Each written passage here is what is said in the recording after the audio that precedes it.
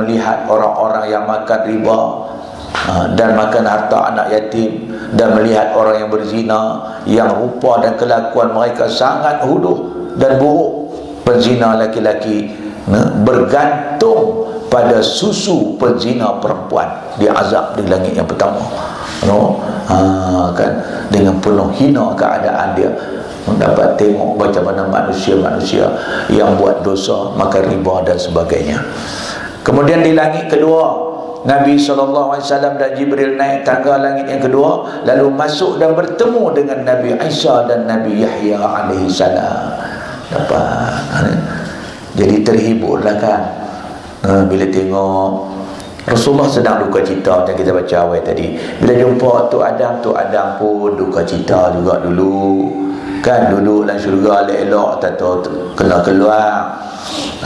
Kan begitu juga Nabi Isa, semuanya duka cita. Jadi nak ubat hati Rasulullah, sebab tu dipanggil tasliyah, satu hiburan dibawa Rasulullah jalan. Langit ketiga pula bertemu dengan Nabi Yusuf alaihissalam.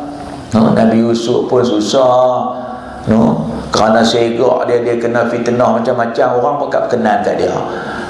Buat cerita gosip macam-macam sampai dia kena penjara. Nabi Yusuf, kan, semua jumpa Nabi yang menghadapi duka cita, kan. Memanglah semua Nabi ada duka cita, sebab nak mengubat hati Rasulullah SAW. Kemudian naik langit keempat, bertemu dengan Nabi Idris alaihissalam. Langit kelima, kan, bertemu dengan Nabi Harun alaihissalam yang dikelilingi oleh kaumnya, kaum Bani Israel. Kemudian langit keenam, bertemu pula dengan Nabi-Nabi dan seterusnya, Nabi Musa alaihissalam. Rasulullah mengangkat kepala dan suruh Jibril, dan disuruh oleh Jibril, lalu dapat lihat umat baginda sendiri seramai 70.000 orang yang masuk syurga tanpa hisab. Masya Allah, tuan-tuan, 70.000.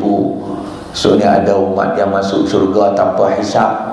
Tanpa hisab ni makna tak dihisab amal-amal dia, dia tak lalu titik siratal mustaqim, tapi terus Allah masukkan ke dalam syurga. Macam saya pernah cerita dulu, kan, ini umat yang beruntung. Kemudian langit ketujuh,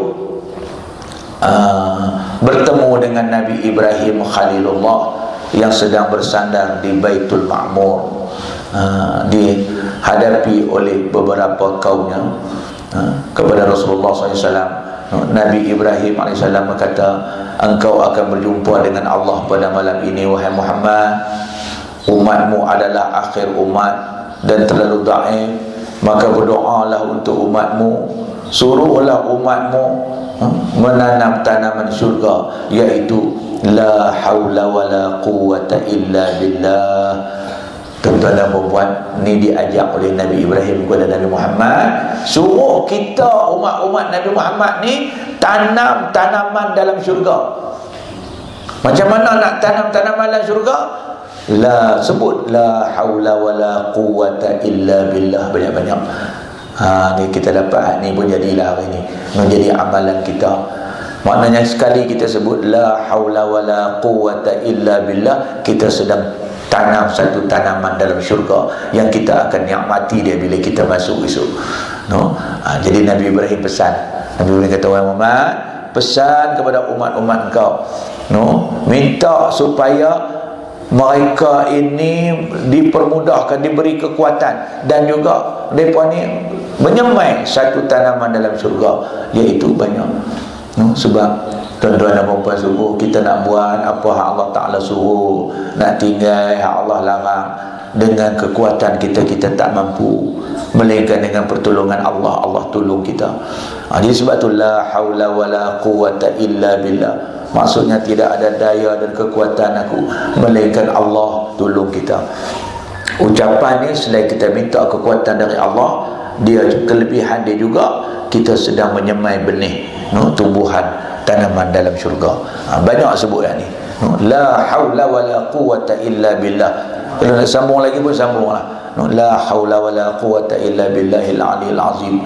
Kan, dia berfadilat dia.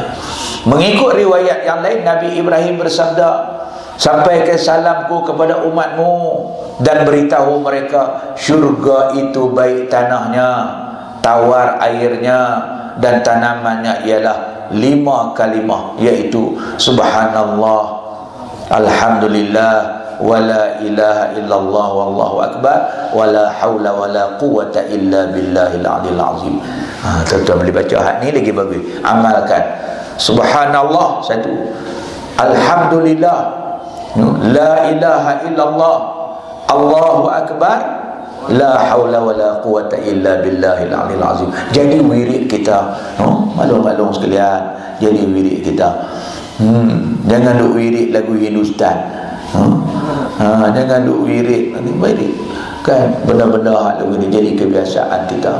Nak main mengaji dari rumah, subhanallah, alhamdulillah, wala ilaha illallah, wallahu akbar, wala haula wala quwata illa billahil aliyil azim. Kan banyak kita ucap. Kemudian ambillah tangga ke-8. Dia melangit dekat 7 ya. Tapi tangga, dia ada tangga yang ke-8. Di sinilah disebut sebagai Al-Kursi, yang kebetulan berbetulan dengan dahan pokok Sidratul Muntaha. Kena pergi ke Sidratul Muntaha. Tak tahulah bagaimana gambaran dia, kita tak pernah tengok. Rasulullah SAW menyaksikan berbagai keajaiban pokok itu. Air sungai yang berubah, yang tak berubah, sungai susu, sungai arak, sungai madu lebah, buah daun-daun, batang dahan, kan berubah-ubah warna batang, sagi warna lain, sagi warna lain, sagi warna lain. Cukup syok, jadi sampailah seterusnya akhir sekali Rasulullah menghadap Allah Subhanahu wa taala. Lalu Allah Ta'ala menerima kedatangan Rasulullah sallallahu alaihi wasallam dengan penuh kemuliaan. Dan juga Allah akhirnya memfardukan sembahyang 5 waktu. Asalnya 50 waktu. Kemudian atas nasihat Nabi Musa alaihi salam, minta dinaik, minta apa, akhirnya tinggallah 5 waktu. Tuan-tuan, itulah yang kita kerjakan sampai sekarang. Walaupun dikurangkan daripada 50 tinggal 5 waktu, kan, yang dikurangkan hanya bilangan sembahyang, tapi pahala tak dikurangkan. Macam juga asal 50 waktu. Maknanya ini kelebihan Tuhan bagi kepada kita umat-umat Rasulullah sallallahu alaihi wasallam. Tak bagi ke umat lain. Sat lagi kita sembahyang lohok sekali, macam pahala dia umat dulu sembahyang lohok 10 kali. Kita sembahyang asar sekali, macam umat dulu sembahyang asar 10 kali. Tapi jangan silap faham. Kalau betul Ustaz, kita sembahyang sehari, lepas tu 10 hari tak payah sembahyang dah. Sama dengan 10. Ni mau tangkap panjang dalam kolam. Kan, dari segi pahala Tuhan nak bagi, dari segi pahala. Jadi tuan-tuan, inilah secara ringkasnya yang dapat kita sentuh peristiwa besar yang berlaku ke atas Rasulullah sallallahu alaihi wasallam, yang bila Nabi turun, selepas tu Rasulullah cerita, dia menggugat keimanan orang yang dah beriman. Ramai yang dah beriman jadi kumpul semula. Bila dengar cerita ni, siapa dia orang ni? Orang yang menerima cerita ni dengan akal, bukan dengan iman. Sebab tu Allah sebut dalam Quran, subhanallazi asra bi'abdihi lailan minal masjidil haram ilal masjidil aqsa. Maha suci Allah yang memperjalankan hambanya. Tengok, Tuhan sebut Allah yang memperjalankan hambanya, Allah yang maha suci daripada kekurangan. Bukan Nabi Muhammad berjalan sendiri, Allah yang bagi dia berjalan. Orang hak duk fikir Nabi Muhammad berjalan sendiri dengan akal dia, hak ni yang tak diterima Isra Mi'raj. Tuan-tuan, melainkan iman-iman macam kita, macam Sayyidina Abu Bakar As-Siddiq. Abu Bakar As-Siddiq, bila orang tanya dia, wahai Abu Bakar, apa pendapat engkau dengan apa yang Muhammad cerita? Dia kata, aku kalau Muhammad cerita balik sana Isra Mi'raj pun aku percaya. Sebab tu dia dipanggil As-Siddiq. sahabat yang sentiasa membenarkan apa yang Rasulullah sallallahu alaihi wasallam ceritakan. Awal-awal ayat tu Tuhan dah sebut dengan perkataan subhana, maha suci Allah. Suci apa? Suci daripada kekurangan, suci daripada kelemahan. Allah ni asra yang memperjalankan Rasulullah. Bukan Rasulullah berjalan jadi sampai naik lagi tujuh, tapi dia diperjalankan oleh Allah. Allah yang buat ini, tuan-tuan, tak ada apa yang mustahil. Jadi mudah-mudahan surah Al-A'raf ni di samping banyak mendidik akhlak kita, jiwa kita, Isra Mi'raj ini juga menanamkan akidah yang semakin hebat dalam diri kita, untuk kita jadi orang-orang yang beriman kepada Allah Subhanahu wa ta'ala. Jadilah tergaduh. Tak lama dah saya pun, tuan-tuan pun tak tengok muka pintu pagar, saya pula dah duk tengok. Tak ada ni kan. Jadi insyaAllah kita sambung. Ada lagi ke bulan depan? Tak ada lah. Dah lagi. Bukan puasa dah? Bulan puasa jalan juga? Kan? Ada orang buat kenduri tak bulan puasa? Tengah hari? Yang ni baguslah, bulan puasa pun ada bagi pahala berganda. Kan duduk di rumah pun duduk lena je hari Ahad pagi-pagi kan. Kita pakat main menambahkan pahala puasa kita. Sebab dalam bulan puasa ni kan kita buat hak sunat, Tuhan bagi fardu pahala. Buat hak fardu diganda 70 kali ganda. Mengaji ni fardu kan. Kita main mengaji bulan puasa tak sama main mengaji bulan Rejab. 70 kali ganda pahala kita dapat. InsyaAllah, mudah-mudahan Tuhan panjang umur, kita jumpa lagi. Wallahu a'lam. Bismillahirrahmanirrahim. Alhamdulillahirabbil alamin, wassalatu wassalamu ala sayyidil mursalin wa ala alihi wa sahbihi ajma'in. Allahumma rabbana taqabbal minna innaka antas samiul alim. Allahumma arinal haqqa haqqan warzuqna ittiba'ah wa arinal batila batilan warzuqna ijtinabah.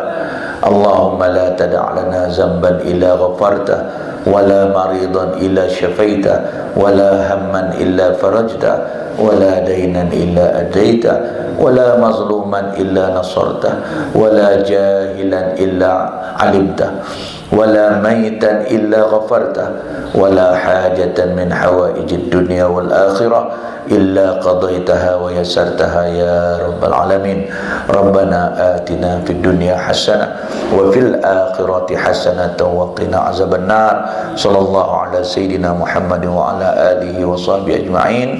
Walhamdulillahi rabbil alamin. Taqabbalallahu minkum.